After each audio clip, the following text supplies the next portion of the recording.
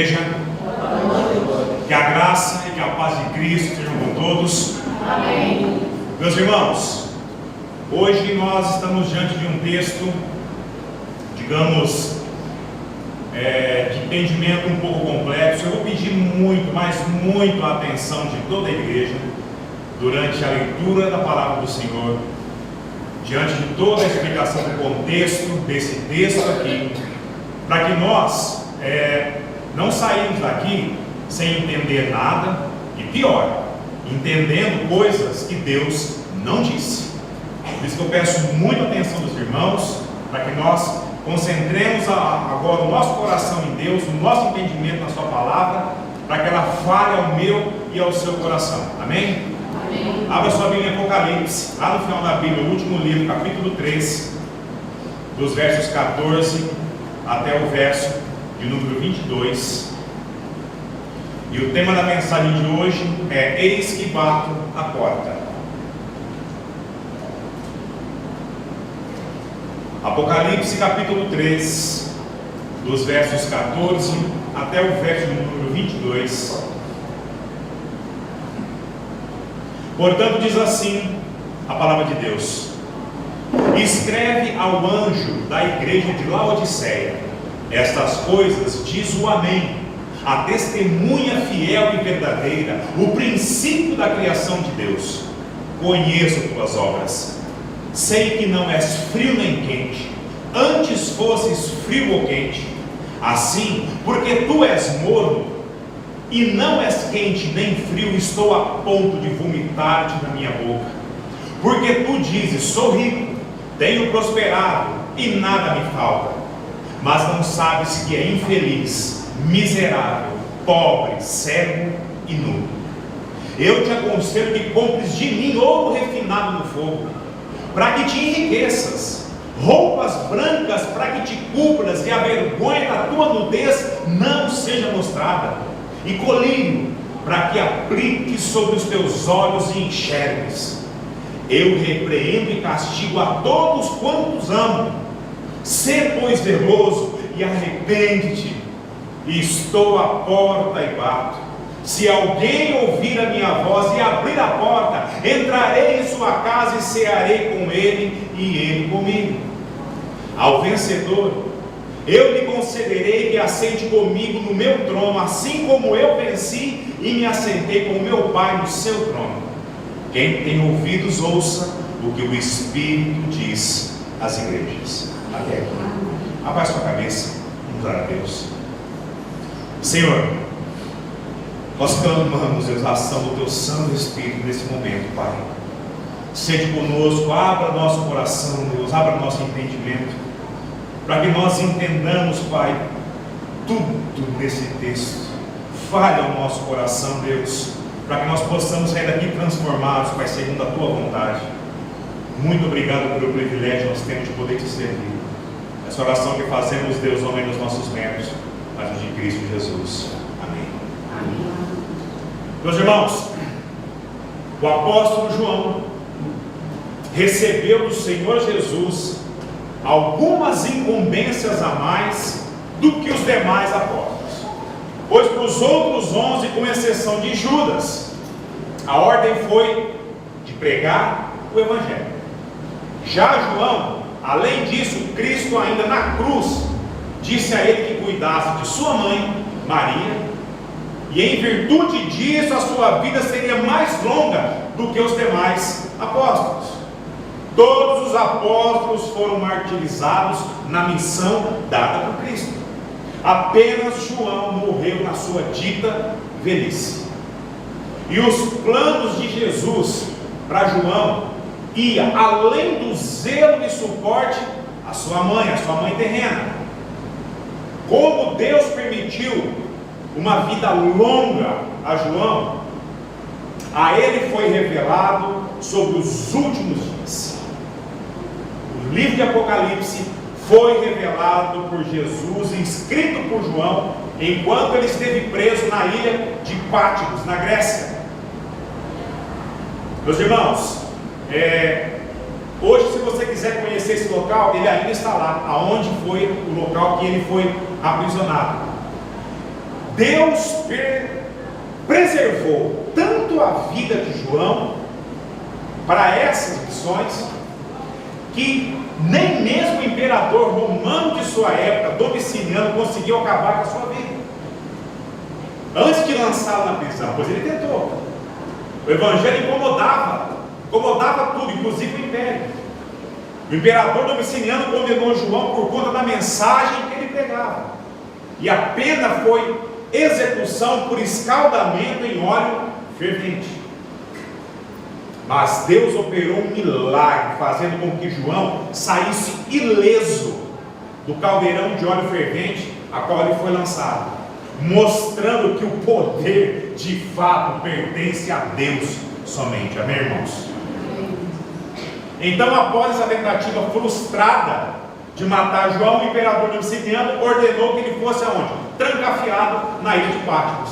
Isso lá para 95 depois de Cristo. Ou seja, João estava com a idade já bem avançada.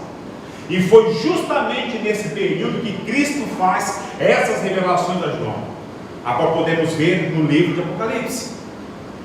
Jesus manda mensagens às 7 igrejas da Ásia Menor, território que hoje é conhecido como Turquia, para que a igreja de Éfeso, a igreja de Esmirna, Pérgamo, Tiatira, Sardes, Filadélfia, Laodiceia, a qual nós estamos vendo hoje, e dessas 7 igrejas, apenas 2 delas, Esmirna e Filadélfia, receberam elogios do Senhor, por permanecerem fiéis e perseverantes em Cristo Jesus. Já as demais igrejas, Cristo as exorta com veemência, por conta dos desvios que elas estavam tomando. E a igreja de Laodiceia se enveredava por caminhos da apatia espiritual. Uma igreja que se tornava apática espiritualmente. Certamente essa igreja de Laodiceia a cidade de Laodiceia era a mais rica entre essas 7 cidades. E muito provavelmente, consequentemente por isso, a igreja de Laodiceia era mais rica também. Essa cidade, meus irmãos, era o centro financeiro da Ásia Menor. Todo o dinheiro corria por ali. Mas nós temos uma ideia de quão abastada era essa cidade por volta do ano 60 depois de Cristo. Essa região aqui foi devastada por um terremoto absurdo. E elas foram reconstruídas com a ajuda do quê? Do Império Romano, o Império Romano financiando. E dentre as cidades socorridas, a única que dispensou a ajuda financeira do Império foi Laodiceia. Essa cidade se reconstruiu, se refez com recursos próprios. E é dito que a cidade ficou ainda melhor, mais bonita, mais deslumbrante do que era anterior antes do terremoto. Enfim, uma cidade que carregava uma cultura de autossuficiência. Uma cidade referência na produção de lã para confecção de roupa. Uma cidade referência como centro do que? De medicina, especializada, sabe no que? Oftalmologia. E famosa pelo desenvolvimento e produção de um líquido que trazia alívio para os problemas dos olhos, a qual eu e você conhecemos hoje como colírio, nessa cidade. Laodiceia era uma cidade que ficava entre a cidade de Colossos e a cidade de Hierápolis, e possuía tantos recursos tecnológicos como aquedutos que trazia água de Colossos e trazia água de Hierápolis. De Colossos, uma água fria e refrescante, e de Hierápolis uma água quente, aquelas águas termais. E essas duas águas, quente e fria, quando chegavam em Laodiceia, se tornavam o quê? Mornas, em muitas situações impróprias até para o uso. Meus irmãos, por que é importante sabermos desses detalhes? É importante para que o texto faça sentido para mim e para você. Amém, irmãos? Enfim, uma cidade famosa, uma cidade rica, de grande importância para toda a Ásia Menor, que também possui uma igreja rica, autossuficiente, mas também apática. Em outras palavras, Laodiceia estava se tornando uma igreja mais ou menos segundo o próprio Senhor. E a partir do verso 14, Cristo atesta de quem vinha essa mensagem, se identificando. Mantenha sua Bíblia aberta, nós vamos ver ponto a ponto. Eu peço que você leia novamente comigo o verso número 14. Acompanhe comigo. Escreve ao anjo da igreja em Laodiceia: estas coisas diz o Amém, a testemunha fiel e verdadeira, o princípio da criação de Deus. Meus irmãos, Jesus identifica a igreja de Laodiceia como eu sou, como o verbo, como o Amém, como testemunha fiel e verdadeira, como soberano de toda a criação. Jesus inicia a sua comunicação com essa igreja, que se julga uma igreja autossuficiente, como aquele que é o autor e sustentador da própria vida. Ou seja, a autossuficiência é só nele e nada mais. Aqui está o primeiro recado de Cristo Jesus. Pois tudo foi criado por Ele. Tudo foi criado. Tudo que foi criado não é suficiente em si mesmo. Depende da sustentação de Deus. Absolutamente tudo está debaixo da soberania de Cristo. E como conhecedor de tudo que há, tudo que existe, pois foi Ele que criou, Jesus reafirma isso no verso número 15. Leia comigo. Conheço tuas obras, Laodiceia. Sei que não és frio nem quente. Antes fosse frio ou quente. Meus irmãos, nas demais cartas às outras igrejas, lembra que foram 7? Jesus faz um diagnóstico preciso de tudo aquilo que ele vê nessas igrejas, nos problemas que brotam no meio de cada uma delas. Mas aqui em Laodiceia, o que me impressiona de verdade não é o que Jesus vê, mas é o que Jesus não vê. Deixa eu explicar. Jesus, ele olha para essa igreja e não vê problemas o quê? Doutrinários, como as demais igrejas. Jesus olha para essa igreja e não vê problemas de perseguição política, perseguição religiosa. Jesus não vê problemas do que financeiros nessa igreja, problemas com escassez, com privação, muito pelo contrário. Jesus olha para as outras igrejas e vê que não falta amor, mas falta o quê? Palavra. Em outras, Jesus vê que aparenta uma igreja que é imoral, uma igreja que é promíscua. E Jesus olha para a igreja de Laodiceia, e o que mais chama a sua atenção é o que ele não consegue enxergar nessas igrejas, ao ponto de dizer: quem dera você fosse como águas frias de Colossos, ou águas quentes de Herápolis. Quem dera. Mas não pode ser. Você é morna, você é apática, você é mais ou menos, meia boca. Isso fica claro no verso 16, lê comigo. Assim, porque tu és morno e não és quente nem frio, estou a ponto de vomitar-te na minha boca. Ou seja, para o Senhor não há nada pior do que uma espiritualidade que é apática. Sabe o que Jesus de fato está dizendo aqui? Vocês de Laodiceia, vocês me causam náuseas. Vocês de Laodiceia, vocês me causam nojo, enjoo. Vocês me embrulham o estômago. O que significa o vômito? É colocar para fora algo que precisa ser expelido, algo que está te fazendo o que? Mal. Irmãos, a severidade de Jesus aqui com essa igreja é impressionante. É impressionante. E um detalhe aqui é que Jesus não está falando de falta de fervor espiritual. Não, não é isso. Como muitos crentes gostam de dizer por aí. É porque é uma igreja fria, uma igreja que não é avivada. Não tem nada a ver, não é isso.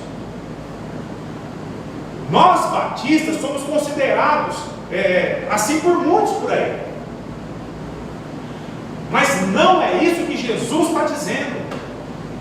Jesus está dizendo que essa igreja da Laodiceia não é fria e nem avivada, ela é apática. Apática. É justamente isso que Jesus diz nos versos 17 e 18, usando 3 metáforas para ilustrar. Meus irmãos, Jesus não usa essas metáforas aqui, essas ilustrações, melhor dizendo, por mero acaso, não. Jesus conhece aquela igreja, aquela cidade e a cultura daquele lugar. Leia comigo os versos 17 e 18. Porque tu dizes, sou rico, tenho prosperado e nada me falta, mas não sabes que é infeliz, miserável, pobre, cego e nu. Eu te aconselho que compres de mim ouro refinado no fogo, para que te enriqueças, roupas brancas, para que te cubras e a vergonha da tua nudez não seja mostrada, e colírio, para que aplique sobre os teus olhos e enxergues. Meus irmãos, para uma cidade abastada, uma cidade rica, Jesus fala do quê? De ouro. Para uma cidade que é referência, um polo de indústria têxtil, Jesus fala do quê? De roupas. Uma cidade que é um centro referência em o quê? Em oftalmologia. Jesus fala do quê? Colírio. Sabe o que ele está dizendo aqui? Vocês de Laodiceia, vocês usam colírio que alivia os olhos, mas isso não lhes permite enxergar. Vocês estão cegos. Vocês de Laodiceia, vocês entendem do que? De roupa. Vocês conhecem muito sobre roupa, mas na tentativa de cobrir as suas vergonhas, vocês estão que nem Adão e Eva, antes de Deus sacrificar animais e dar as peles para se cobrirem. Vocês entendem muito de roupa, mas vocês estão nus. Vocês de Laodiceia, achando que a vida está boa, que dinheiro não é problema, não lhes falta nada. Vocês estão se preocupando apenas com as coisas materiais e se distanciando das espirituais. E quando se trata de reino, a qual vocês foram chamados, o seu dinheiro de nada adianta. As suas roupas de nada adianta. O vosso colírio de nada adianta. Vocês entendem de tudo, menos da graça. Menos da graça. O que eu tenho a oferecer, vocês não podem comprar com os méritos e esforços próprios. O que eu tenho a oferecer, vocês não podem comprar com a sua autossuficiência. Laodiceia, preste atenção. Você não se basta. É o que Cristo está falando. E se nós trouxermos isso aqui para a minha e para a sua realidade, para a nossa realidade, para os nossos dias, para a nossa Laodiceia, aquele que se destaca na sociedade que vivemos é aquele que entende do quê? De poder. Aquele que tem o quê? Influência. Aquele que tem o quê? Status. Que tem sobrenome. É tudo isso que o mundo valida. E isso, meus irmãos, com tristeza no coração, podemos facilmente constatar que é um dos desejos mais fortes nos nossos corações, seja no mundo lá fora, seja dentro da própria igreja. Mas como Cristo aqui não está falando com o mundo, Cristo aqui está falando com uma igreja, vamos deixar o mundo lá fora. Vamos manter na esfera a qual eu e você estamos inseridos. Tem gente dentro de igreja que almeja poder. Tem gente em igreja que quer ser o quê? Influente. Ele quer ser influente na igreja. Isso visando o quê? Está em evidência, status. Tem crentes na igreja que se valem, sabe do quê? Do sobrenome. Famílias tradicionais da igreja. Não é com eles não, porque tudo é troca, tudo é barganha, tudo é mercado, inclusive a fé, o amor, o relacionamento. Nós somos tendenciosos a nos identificar mais com aqueles que nos têm algo a oferecer do que aquele que não tem mais nada a me oferecer. A nossa mesa é frequentada muito mais por aqueles que estão no nosso patamar de vida. É o fulano, é o ciclano da família tal, é os irmãos que são mais interessantes, é os que têm mais a nos oferecer, além do afeto e do amor. E os outros? Não. Com esses, nós até somos cordiais, mas ele não faz parte da nossa Laodiceia. Ele não está, deixa ele lá no mundo dele. Você quer um bom exemplo de como muitas vezes nós somos Laodiceia? Olha aqui, o que é mais interessante? Vamos lá, pensa comigo. Uma oferta de trabalho ou uma oferta de cesta básica todos os meses? O que mais vai atrair o seu coração? Ter a oportunidade de tirar o seu sustento aqui, pelo suor da sua face, do seu rosto? Ou sentir que fez o melhor negócio do mundo, aceitando essa ajuda, em troca do quê? Os que te ajudam dessa forma, querem o que com isso? Meus irmãos, isso é troca, isso é comércio. O cidadão mal enxerga a manipulação que está sendo feita em cima dele, o quão manobrado segundo outros interesses está sendo. Sabe por quê? Porque a sensação de que fizemos o melhor negócio do mundo, escolhendo a cesta ao invés da oportunidade de trabalho para comprar sua cesta, é muito maior. Meus irmãos, isso é ser Laodiceia. Vocês entendem de comércio, não de graça. Vocês entendem de colírio, mas não conseguem enxergar a situação como um todo. O que vocês querem é a situação financeira o quê? Garantida. Garantida. Seja lá de que forma for. E o desafio na cidade de Laodiceia, assim como o nosso desafio como igreja aqui em Queiroz, é mostrar um acolhimento a todo aquele que necessita e não ao que interessa. É mostrar generosidade onde só vê o que? Ganância.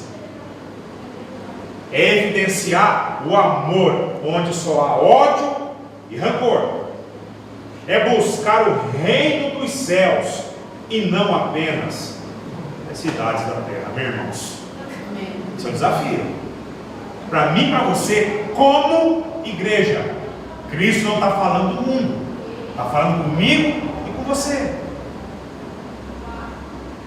Jesus está nos dizendo através da sua palavra: deixe de buscar ser uma Laodiceia. Parem com isso. Pois o reino do meu Pai, ele não é assim. No reino do meu Pai não há lugar para competição. Não há lugar para lucro imoral. Não há lugar para promiscuidade nenhuma. Não há lugar para soberba, não há lugar para autossuficiência.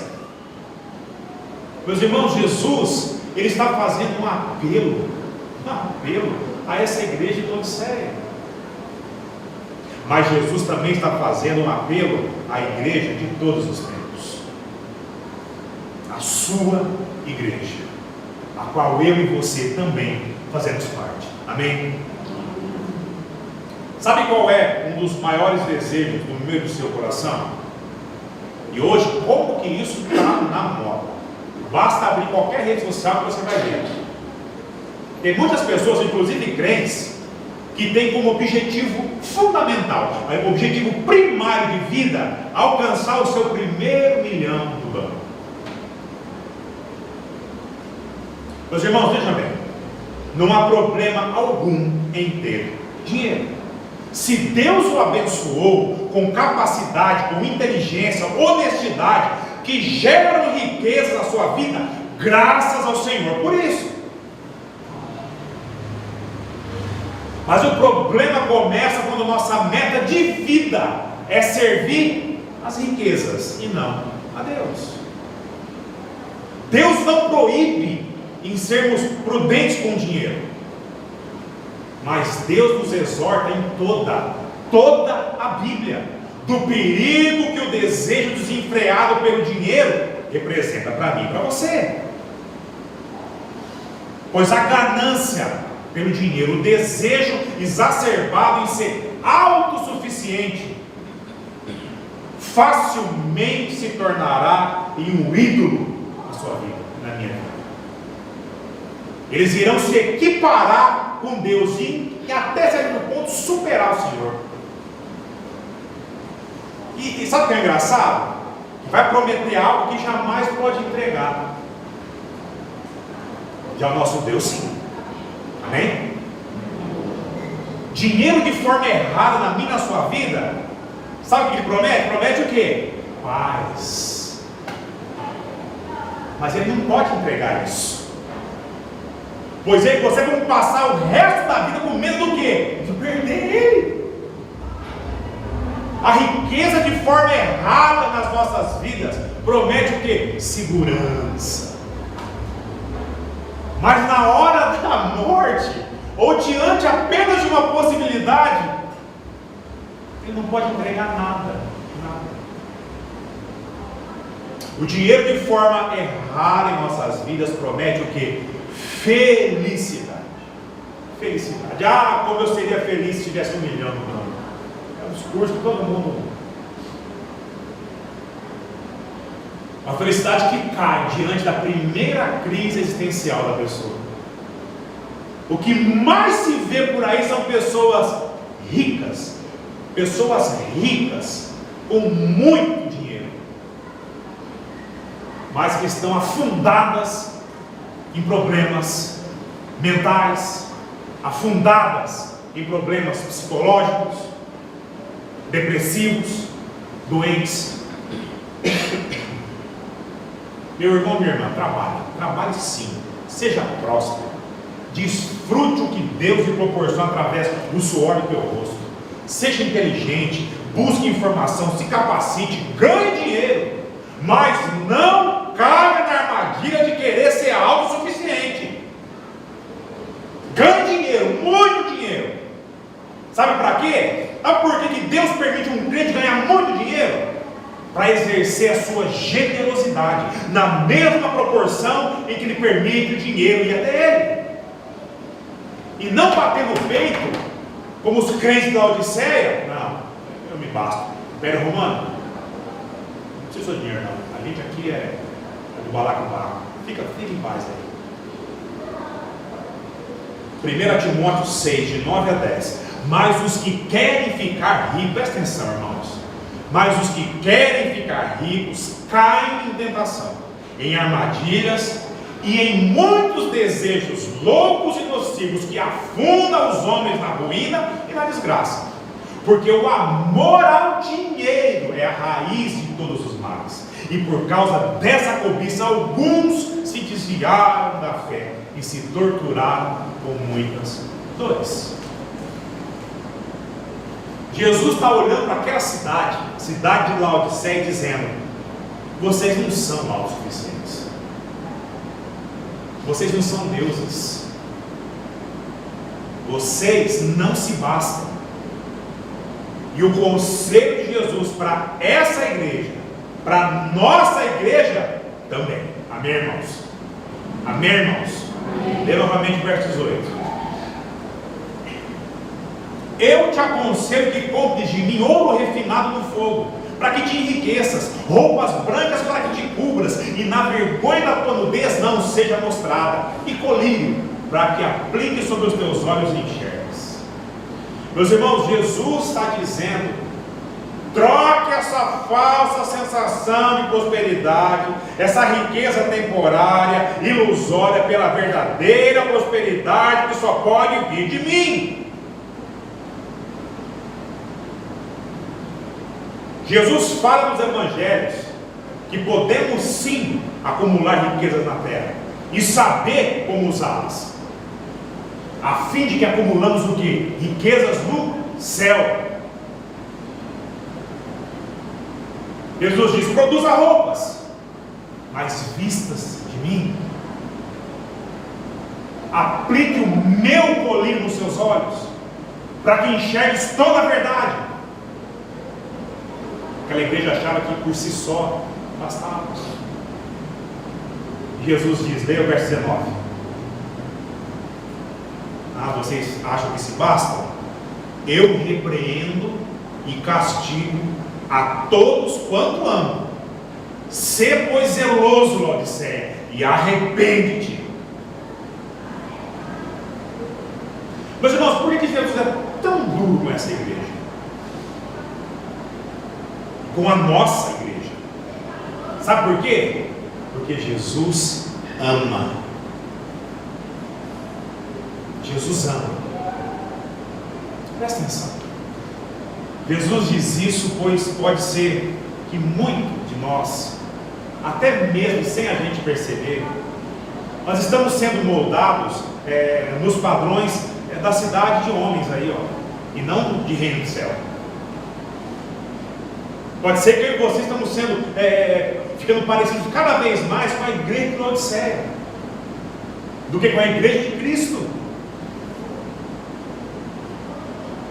Meus irmãos, Jesus está falando aqui de uma igreja bíblica, de uma igreja que ama, de uma igreja que não é promíscua, que não é imoral, que olhando de fora é uma igreja que todo mundo queria fazer parte, mas uma igreja que pouco a pouco sucumbia a partir do que? De uma apatia espiritual. Meus irmãos, Jesus não está falando de dinheiro, mas de valores. Pois dinheiro sem valores não tem valor algum. Jesus diz a Laodiceia: eu te amo, arrependa-se, ainda há tempo para vocês. Lê comigo o verso 20. Estou à porta e bato. Se alguém ouvir a minha voz e abrir a porta, entrarei em sua casa e cearei com ele e ele comigo. Meus irmãos, para essa igreja, Jesus estava do lado de fora. Que tristeza, que tristeza. Uma igreja que aprendeu a viver sem Jesus. Cantavam sobre Jesus, pregavam sobre Jesus, mas não tinham mais comunhão com Jesus. Que coisa triste. Quando eu e você, nós vamos evangelizar pessoas, esse é um verso que utilizamos muito. Os crentes gostam muito de usar isso aqui. Olha, Jesus está batendo a porta do seu coração. Você já deve ter dito ou ouvido isso alguma vez na sua vida. Uma linguagem bonita, romântica, afetiva, mas não é o que o texto está dizendo. Isso aqui não é linguagem de evangelização, e sim de exortação. Isso aqui está sendo dito não para pessoas que não conhecem a Cristo, isso está sendo dito para a igreja. Jesus não fala com descrentes aqui, mas com a igreja. Um Cristo que é o Senhor da igreja, mas que foi colocado para fora dela. Mas apesar de tudo, Ele nos diz que ainda não é tarde demais, amém, irmãos? Pois basta alguém, apenas ouvir, apenas. Meus irmãos, Jesus está falando à sua igreja em Laodiceia, e aqui também, comigo e com você. E é esse movimento evangélico avassalador que a gente vive hoje. Pois isso também é uma Laodiceia. Jesus está falando comigo e com você como indivíduos, como filhos. Jesus está falando à sua igreja de forma individual. Basta um ouvir. E essa igreja enxerga Cristo. Basta um ouvir para essa igreja se converter de verdade. Basta um ouvir para que eu e você nos voltemos para Deus. Amém? Meus irmãos, para mudar o coletivo, tem que haver mudança no individual, senão não tem mudança no coletivo. Uma mudança aqui, a um Cristo que bate a porta e nos chama a uma marcha, o que diante desse mundo aí. Nós temos que ser igreja para Cristo receber as pessoas de braços abertos e não precisar bater a nossa porta para entrar. Leia comigo os versos 21 e 22. Ao vencedor, eu lhes concederei que se assente comigo no meu trono, assim como eu venci e me assentei com meu Pai no seu trono. Quem tem ouvidos, ouça o que o Espírito diz às igrejas. Meus irmãos, diante de todos esses desafios que vimos à igreja de Laodiceia, e diante dos nossos próprios desafios, como igreja batista em Queiroz, que nós possamos ficar firmes nessa promessa, que nós possamos dar ouvido ao que Jesus nos diz essa noite, e em todas as outras oportunidades que Ele nos concede todo santo dia, que eu e você individualmente possamos responder esse chamado como indivíduos, para que o nosso coletivo como igreja seja transformado como um todo. Meus irmãos, Deus tem muitos planos para essa igreja, essa cidade. Isso é claro, é óbvio. Porque fama de igreja abastada nós já temos diante de muitos aí. Que apesar de estar muito longe da nossa realidade, essa que é a verdade, mas firmados em Cristo, sim. Somos abastados do que? De Jesus Cristo. Se for da vontade dele, nós possamos um dia sim ser uma igreja abastada, para poder abençoar muito mais pessoas a qual a gente abençoa hoje. Amém. Se isso for da vontade de Deus. Mas uma igreja que se preocupa em buscar a sabedoria do alto para glorificar o nome de Deus, com os recursos que Ele dá para mim e para você, amém? Amém. Meu irmão, que eu e você possamos ser generosos com nós mesmos e com os outros, que possamos investir a cada dia naquilo que de fato nos trará segurança, que é o reino de Deus. E tudo isso, irmão, sem cair nessa armadilha de, apesar de ser uma igreja bíblica, não se tornar uma igreja apática, uma igreja autossuficiente, uma igreja onde Cristo precisa bater a porta pelo lado de fora para entrar, mas que possamos junto dele abrir essas portas a todo aquele que ouvir o seu chamado. Basta um ouvir, recebendo ele com amor, com afeto, respeitando as suas particularidades, amando ele como a nós mesmos e o Senhor, amém? Amém. E que Cristo seja sempre o centro da minha e da sua adoração, pois dele é o poder, dele é a glória, hoje e sempre, amém? Amém. Meus irmãos, que Cristo esteja dentro do meu e do seu coração, sempre. Amém. Abaixe a cabeça. Glória a Deus.